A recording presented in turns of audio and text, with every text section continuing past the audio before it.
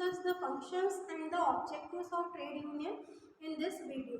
तो functions मतलब कि ट्रेड यूनियन के क्या कार्य होते हैं ये, और ऑब्जेक्टिव क्या होते हैं मतलब उद्देश्य क्या होते हैं मजदूर संघ के, क्यों ट्रेड यूनियन क्या काम करती है और किन उद्देश्यों की पूर्ति के लिए काम किए जाते हैं, ये दो टॉपिक हम इस वीडियो में जो है वो कवर करने वाले हैं। ठीक है, तो पहला हम डिस्कस करेंगे फंक्शंस ऑफ ट्रेड यूनियन, बोले तो मजदूर संघ के जो कार्य होते हैं उन्हें। पहला फंक्शन है प्रोटेक्शन। प्रोटेक्शन प्रोवाइड करना मतलब सिक्योरिटी, सुरक्षा प्रदान करना, जो भी अपने अधिकार होते हैं, ठीक है, जो भी राइट्स होते हैं एम्प्लॉयज़ को, प्लस उनकी जो लाइवलीहुड होता है, उनकी जो लाइफ होती है उसको भी सिक्योर, उसको भी प्रोटेक्शन मिलता है ट्रेड यूनियन की तरफ से। The members of trade union, जो भी ट्रेड यूनियन के मेंबर्स होंगे, डेफिनेटली एम्प्लॉयज़ होंगे ट्रेड यूनियन के। हाउसवाइफ कभी भी ट्रेड यूनियन की मेंबर नहीं होगी। हाँ, if the housewife is working in any organization so she may registered as a member of the trade union, वो अपने आप को as a member trade union में रजिस्टर्ड करा सकती है, because the trade union is working for the employees, the workers only. Trade union जो काम करती है वो सिर्फ मजदूर के लिए करती है, उस पर डिपेंड ये नहीं करता कि भाई मेल है या फीमेल है।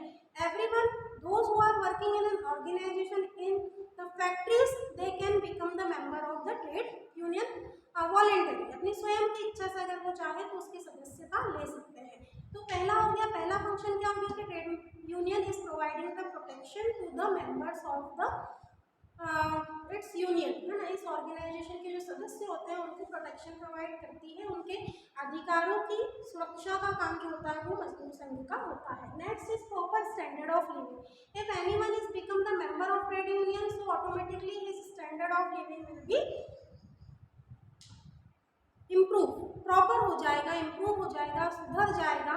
किसी भी व्यक्ति का जो स्टैंडर्ड ऑफ लिविंग है वो, अगर वो ट्रेड यूनियन का सदस्य बनता है तो आप स्टैंडर्ड ऑफ लिविंग कैसे सुधरेगा भाई? आपको क्या कोई पैसे प्रोवाइड कर रही है ट्रेड यूनियन? अगर आप मेंबर बने हैं तो क्या मंथली इनकम हो रही है आपकी, जो आपकी जो स्टैंडर्ड ऑफ लिविंग है वो सुधर जाएगा? तो मंथली इनकम तो नहीं हो रही है, बट हाँ कि जितनी वेजेस पर आपको फैक्ट्री में रखा जा रहा है, अगर उस वेजेस का गवर्नमेंट की तरफ से कोई प्रावधान नहीं है या गवर्नमेंट के सरकार के नियमों के अनुसार उस तरीके की वेजेस आपको नहीं मिलती है और ट्रेड यूनियन में इसका शिकायत दर्ज की जाती है, तो डेफिनेटली उन मुद्दों पर कार्य किया जाता है ट्रेड यूनियन की तरफ से। और एम्प्लॉयज़ की जो सैलरी, वेजेस से रिलेटेड इश्यूज हैं उन पर फैक्ट्री के लिए स्ट्राइक या लॉकआउट जैसी चीज़ें की जाती है। जब तक उनकी डिमांड जो है वो फुलफिल नहीं होती है वो आगे कार्य वर्कर नहीं करते। जब सैलरी बढ़कर मिलेगी या बड़ी हुई सैलरी मिलेगी तो जो उनका स्टैंडर्ड ऑफ लिविंग है वो सुधर जाएगा, और ये किसकी वजह से हुआ? ट्रेड यूनियन की वजह से। That's why here I wrote the proper standard of living of employ. Next is the grievance literation. Grievance literation क्या होता है कि जो भी प्रॉब्लम्स होती हैं, जो भी मतभेद होते हैं आपस में, ठीक है, उन ग्रीवियंस, उन शिकायतों को रिड्रेसल किया जाता है, उनका सुधार किया जाता है। मतलब उनके लिए कुछ व्यवस्थाएं इस तरीके से होती हैं कि जो शिकायतें हैं, जो मतभेद है एम्प्लॉयर और एम्प्लॉय के बीच में, उसमें उसके हेतु सुधारात्मक कदम जो है वो उठाए जाए यूनियन की तरफ से।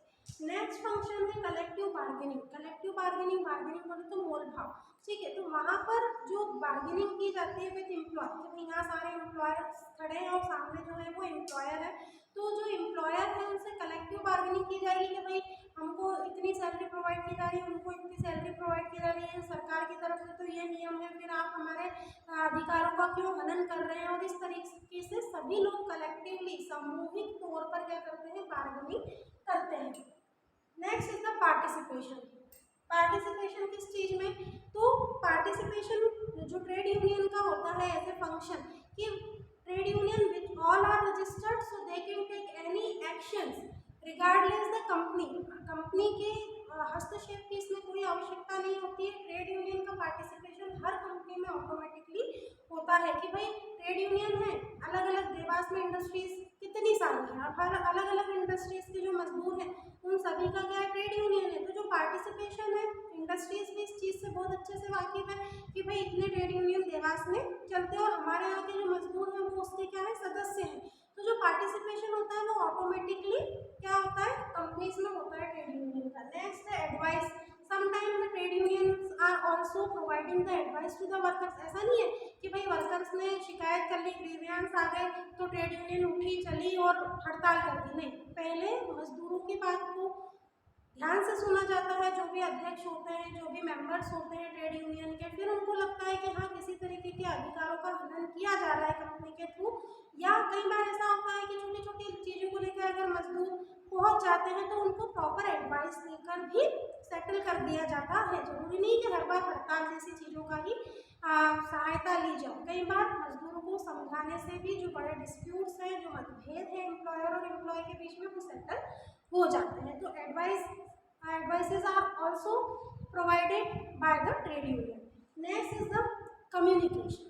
Without communication no one can dealing with the problems. बिना communication के, ठीक है, किसी भी चीज़ का डील नहीं हो सकता है। तो कम्युनिकेशन जो है वो भी एक तरीके से ये कह लो कि एम्प्लॉयर और एम्प्लॉय के बीच में एक स्मूथ कम्युनिकेशन जो है वो ट्रेड यूनियन की तरफ से प्रोवाइड किया जाता है। पहले जो ट्रेड यूनियन के सदस्य वो फैक्ट्री या जो अध्यक्ष है वो ट्रेड यूनियन वो कंपनी से जाकर मिलते हैं, वहाँ उनकी प्रॉब्लम्स को रखते हैं। अगर उसके बाद भी कोई सुधार के लिए कदम नहीं उठाए जाते, फिर जो है वो एक्शन लेती है कौन, ट्रेड यूनियन। उसके पहले कम्युनिकेशन के बाद है हमारा proper working condition. Trade union are also working for the good working condition which should be provided to the employees. ठीक है, वर्किंग कंडीशन के लिए अपने अधिकार में सारी चीज़ें आ गई ना, तो एम्प्लॉयज़ को एक अच्छी वर्किंग कंडीशन प्रोवाइड की जाए, इसके लिए भी ट्रेड यूनियन जो है वो वर्क करते हैं। Next is the share in profit. जो भी प्रॉफिट का शेयर होता है उसका एक शेयर ट्रेड यूनियन के पास भी होता है अलग अलग इंडस्ट्रीज में। और लास्ट है workers participation in management. With the help of trade unions the workers can easily participate into the management. जो भी ऑर्गेनाइजेशन, जो भी संस्था का प्रबंधन है, मैनेजमेंट है, उसमें वर्कर्स का पार्टिसिपेशन ट्रेड यूनियन के हेल्प से किया या करवाया जाता है कि भाई वर्कर्स जो है वो मैनेजमेंट का हिस्सा है। Time to time you have to take the suggestions और any ideas, the employees opinions also if you want to take a big decision. अगर संस्था कोई भी डिसीजन निर्णय लेना चाहती है, so they must have to involve their employees because the trade union is working for them. Because if you are not participating the employees for taking a big decision regarding the organization or achieving the goal of an organization, so it is to be complicated। वो क्या हो जाता है, बहुत कठिन हो जाता है कि भाई बिना मजदूरों की पार्टिसिपेशन लिए, बिना उनका ओपिनियन जाने आपने कोई इतना बड़ा निर्णय कैसे ले लिया। तो management is also and always involving their employees and the workers whenever they want to take any big decision। ठीक है, so these all are the functions of the trade union। now we have to discuss the objective of trade union कि भाई जो मजदूर संघ है उसके क्या उद्देश्य होते हैं। पहला है लेबर वेलफेयर। लेबर बोले तो मजदूर, वेलफेयर मतलब हित। तो मजदूरों के हित के लिए काम करना, ये पहला उद्देश्य होता है कि लेबर की जो वेलफेयर है, उनके जितने भी हित हैं जो उनको मिलने चाहिए, जो उनके अधिकार है जो उन्हें मिलना चाहिए, तो उसके रिगार्डिंग ट्रेड यूनियन काम करती है। तो पहला उद्देश्य क्या हो गया, लेबर के, मजदूरों के हित के लिए, लेबर वेलफेयर के लिए। नेक्स्ट हो गया सेफगार्ड वर्कर्स इंटरेस्ट। जो भी वर्कर का इंटरेस्ट होता है, जो भी वर्कर्स के अधिकार होते हैं, उनको एक सेफगार्ड, ठीक है, एक सुरक्षा कवच जो है वो ट्रेड यूनियन प्रोवाइड करवाता है। ये दूसरा उद्देश्य। तीसरा उद्देश्य है प्रोग्रेस ऑफ एम्प्लॉयमेंट। जो भी मजदूर हैं उनकी प्रोग्रेस मतलब उनकी प्रगति के लिए, उनकी उन्नति के लिए जो है वो मजदूर संघ काम करता है। ये तीसरा उद्देश्य हो गया।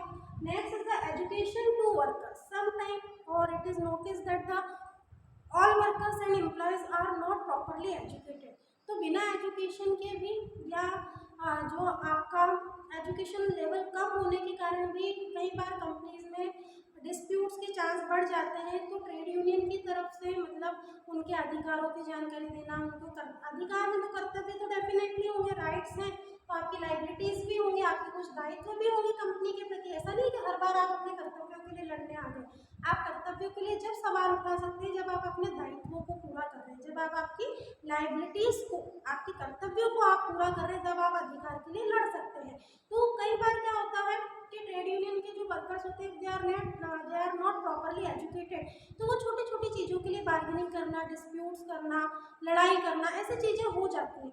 तो एम्प्लॉयज़ को प्रॉपर एजुकेट करना, उनको अपने कर्तव्यों के साथ साथ अपने दायित्वों की भी जानकारी देना, है ना, उनकी उनके क्या क्या अधिकार है प्लस उनके क्या क्या कर्तव्य है संस्था के प्रति, ये भी इन्फॉर्म करने का काम ट्रेड यूनियन का होता है। तो हर बार ट्रेड यूनियन जो है वो वर्कर्स को प्रॉपर एजुकेशन भी प्रोवाइड करती है। नेक्स्ट उद्देश्य अगला देख लीजिए, एम्प्लॉयमेंट सिक्योरिटी। हाँ, कि अगर आप किसी कंपनी में जॉब कर रहे हैं तो बिना किसी नोटिस के या बिना किसी वार्निंग के आपको ऐसे जॉब से नहीं निकाला जा सकता है ना, ऐसे आपकी छटनी नहीं, रिट्रेंचमेंट नहीं किया जा सकता।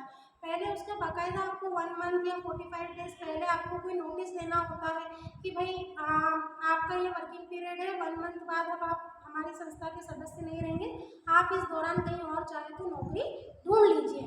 तो जो भी एम्प्लॉयमेंट मतलब रोजगार की जो सुरक्षा होती है, सिक्योरिटी होती है, वो भी ट्रेड यूनियन का काम होता है कि भाई ऐसे ही बिना किसी गलती के किसी मजदूर को बिना किसी पहले दी गई सूचना के नहीं निकाला जा सकता। तो इस तरीके से एम्प्लॉयमेंट मतलब रोजगार की सुरक्षा प्रदान करने का भी उद्देश्य ट्रेड यूनियन के हाथ में है। Next industrial peace. Industrial peace मतलब जो कि औद्योगिक शांति जिसको हम बोलेंगे कि अलग अलग इंडस्ट्रीज होती हैं जो अलग अलग डायमेंशंस में काम करती है। तो उन इंडस्ट्रीज में कई बार क्या होता है, डिस्प्यूट्स की कंडीशन आ जाती है कि भाई कोई दो सेम इंडस्ट्रीज हैं तो वहाँ के एम्प्लॉय या एम्प्लॉयर एम्प्लॉय के जो रिलेशन है वो बिगड़ गए, तो डिस्प्यूट्स क्रिएट हो गया, तो पूरी इंडस्ट्रीज में कहीं ना कहीं मतभेद के जो चांसेस है वो बढ़ जाते हैं। कई बार होता है ना कि भाई उस सिटी की कंपनी में सीमेंट इंडस्ट्री ने स्ट्राइक कर दिया, ठीक है, मजदूरों ने स्ट्राइक कर दिया, तो देवास की जो सीमेंट इंडस्ट्री है उसके भी मजदूर स्ट्राइक कर देंगे कि भाई हमारे भी तो कर्तव्यों का अधिकारों का हनन हो रहा है ना। तो उस शांति को, उस पीस को मेंटेन करना ये भी ट्रेड यूनियन का काम होता है। Next is reduce conflicts. जो मतभेद होते हैं उनमें कमी लाना, है ना, चीज़ों को पॉजिटिव वे में एम्प्लॉय को भी समझाना और एम्प्लॉयर को भी समझाना, ये ट्रेड यूनियन का नेक्स्ट उद्देश्य। अगला है रिड्यूस स्ट्राइक्स एंड लॉकआउट्स, है ना, तालाबंदी। लॉकआउट्स मतलब स्ट्राइक मतलब हड़ताल।